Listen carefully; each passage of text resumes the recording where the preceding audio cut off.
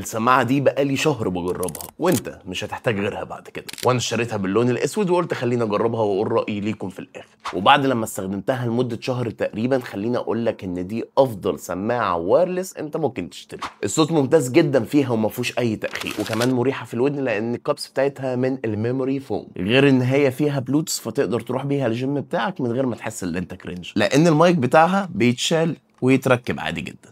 وميزه في السماعه دي ان هي سراوند ساوند، اللي هو يعني 7.1 بس بشكل احترافي اكتر. وكمان تقدر تعلي او توطي صوت السماعه او تغير المود بتاعها او انك تقفل او تفتح الميكروفون من السماعه نفسها. وبطاريه السماعه دي هتقعد معاك لحد 30 ساعه متواصل. وبيجي مع العلبه بتاعتها كل الكابلات اللي ممكن تحتاجها علشان تشغل السماعه على اي جهاز. كابل اي او اكس علشان تشغلها على الاكس بوكس والسوني، كابل تايب سي علشان تشحن منه السماعه، والدونجل علشان تشغلها وايرلس. ولو ما عندكش تايب سي في الكمبيوتر بتاعك فكمان بيجي كونفرت من تايب سي ليو اس بي مع السماعه. وايوه ده صوت الميكروفون بتاع السماعه من غير اي تعديل. فاعتقد ان انت اصحابك هيبطلوا يشتموك الفتره اللي جايه. وبالنسبه بقى لاسم السماعه، فالسماعه دي اسمها كولر ماستر سي اتش 351، والسماعه دي صفقه ربحانه.